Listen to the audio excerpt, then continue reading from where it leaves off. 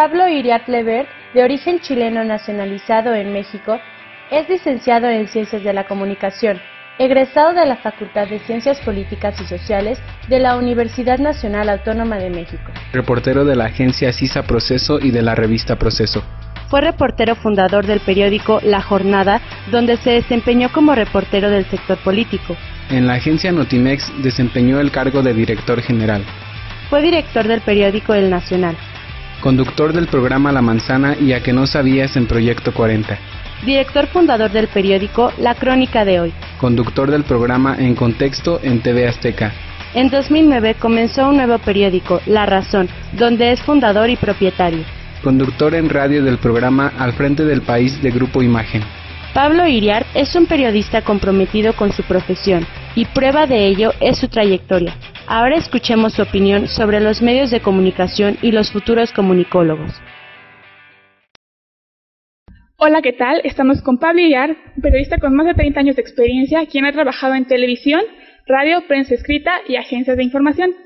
Quisiéramos comentar con esta pregunta de su primer trabajo fue en CISA Proceso, y quisiera que nos contara la anécdota de cómo fue que entró al medio.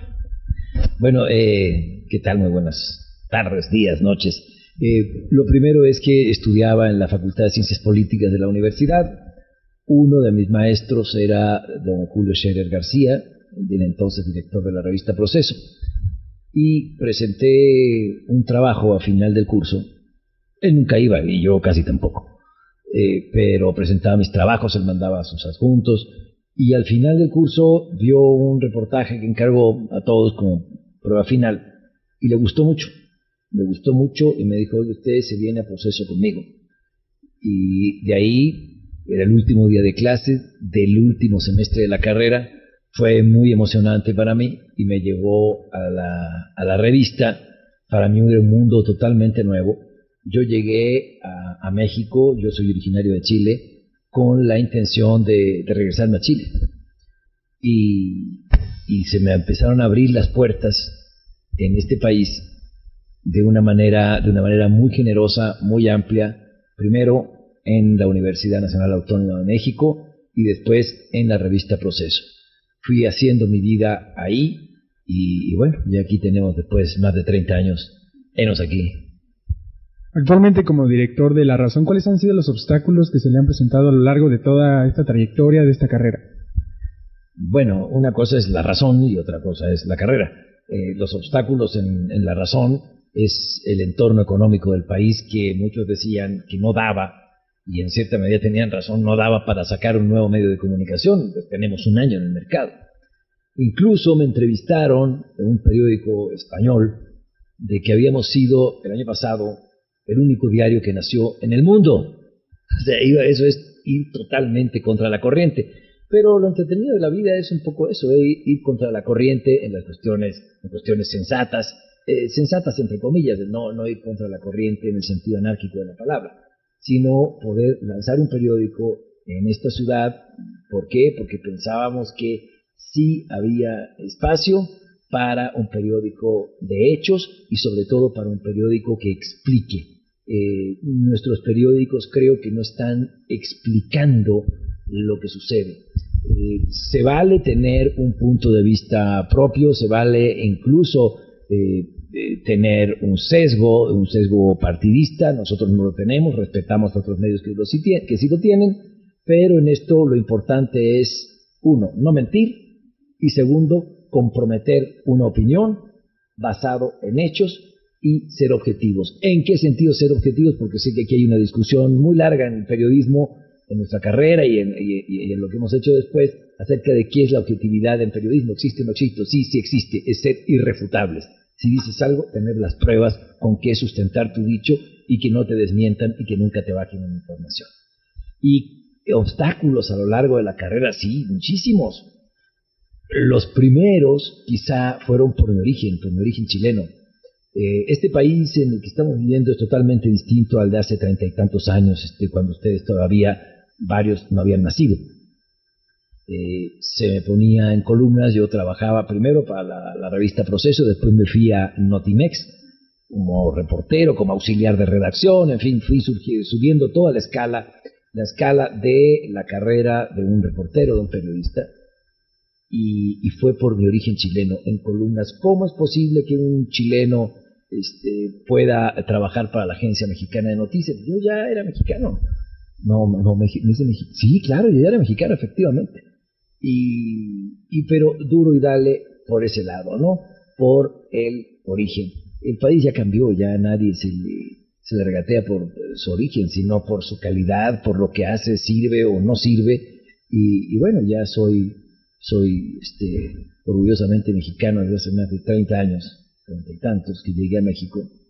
Y los principales obstáculos, los primeros fueron esos. Ok, también trabaja en los programas de La Manzana y A que no sabías en Proyecto 40. Como parte de este medio de comunicación, ¿qué opina de la situación actual en la televisión? Mira, y también estoy en Canal 13 con el programa En Contexto todos los jueves, que tiene más de 7 años. Y mira, la televisión está en ningún país del mundo hay excelente televisión. Eso olvidémoslo. En ningún país del mundo hay una excelente televisión. No va a Tokio, enciende la televisión y primero no entiendes nada. Y segundo, no conversas con los especialistas allá y se quejan de sus televisoras. Todos se quejan, todos los países se quejan de la mala calidad de sus teles. Yo creo que aquí hay un esfuerzo interesante que lo inició Canal 13 de televisión por dar opinión, por dar una barra de opinión donde se interpretan hechos, donde se analiza la noticia, donde se entrevistan personajes, que se puede estar de acuerdo o no con la tendencia del entrevistador o con la calidad del programa, pero un esfuerzo muy importante que inició hace 5 o 7 años en Televisión Azteca, y luego han surgido otros, Foro TV de Televisa, que tiene todo el día dedicado a analizar los sucesos. Me parece un esfuerzo muy importante sin que nadie se lo esté exigiendo. Milenio tiene un canal de televisión, demostró que había espacio para un canal de televisión dedicado a la noticia todos los días. Hay un esfuerzo deliberado por tratar de explicar la realidad del país y por tratar de explicar los sucesos que cada día nos sorprenden de una manera que nos dejan atónitos. Lo que busca la gente, lo que busca el público son explicaciones, buscan por qué. Ya no es tanto el qué de la noticia, ustedes estudian periodismo, el qué lo tienes en todos lados, el qué pasó, no necesitas tener ni un periódico, una tele, lo tienes en tu teléfono celular al instante, el qué. Lo que hay que dar es explicar el por qué de las cosas y el cómo de las cosas. Esas son las aportaciones que tienen que hacer ahora, creo yo, los periódicos y la televisión en su parte informativa, que además de entretener, creo que está dando pasos muy importantes, como casi no se hace en otros países del mundo, para explicar el cómo y el por qué. Además de dar opinión, como decías, y explicaciones, ¿qué otras características consideras que debe tener la televisión para tener un mejor desarrollo o ser de mejor calidad? Mira, creo que actualmente los noticieros de televisión son muy al gusto del público. La televisión vive de las ventas, vive del rating, y por tanto se parecen más a programas que a noticieros. Hay más compendio de hechos taquilleros, no necesariamente relevantes, no necesariamente los más importantes que ocurren en el país, y se editan, se juntan de una manera muy atractiva para tener mayor público. Están dando lo que el público pide. Y en ese sentido, bueno, tal vez habría que hacerle un poco de menos caso a lo que se pide y priorizar la calidad. Pero ante esos problemas reales de la televisión, ante esos rezagos, ante esos equívocos en el juicio, están teniendo una contraparte. Y esa contraparte la han hecho ellos mismos, que es explicar. Los programas de opinión se han multiplicado en las televisoras. Eso no se le ha dado el valor que tienen, porque eso no deja dinero. Eso no le hace ganar dinero a nadie. Programas de opinión y programas de análisis. ¿Por qué? Porque las empresas prefieren anunciarse donde hay un alto rating, que es en la telenovela, es en el noticiero donde están los decapitados y es en el partido de fútbol. Y menos donde hay análisis, donde hay inteligencia aplicada a la realidad. Las televisoras no están ganando con eso, pero lo están haciendo. Eso hay que valorarlo, porque solemos ser injustos con las teles. Bueno, hoy en día vivimos acompañados de la tecnología y la información, nos saturan de información. ¿Cuál cree que debe ser el nuevo perfil del comunicólogo para realizar su tarea de servir al público? Bueno, creo que debe apoyarse en estos nuevos instrumentos de comunicación, que es, bueno, la red Internet es fundamental. Antes, para obtener un dato a un periodista, tenía que hacer 10 llamadas, otras tantas visitas, y tardaba una semana en obtener datos más o menos confiables sobre un hecho. Ahora aprietas una tecla en Google y de inmediato lo tienes. Es decir, se nos ha facilitado mucho el trabajo. El chiste no es no irse con el facilismo, sino de ampliar nuestro campo de acción.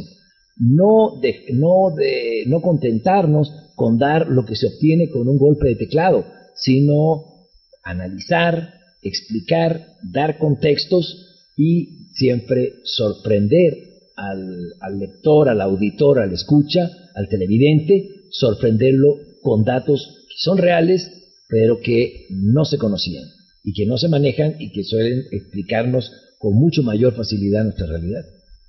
Me comentas que antes era más sencillo, ¿no? Ahora ya se nos facilita mucho con el internet y todo eso, y no es lo mismo estar en el salón de clase que ya salir a los medios. En cuanto a esto, ¿tú qué opinas sobre los nuevos egresados de la licenciatura en Ciencias de la Comunicación ahora, en esta época?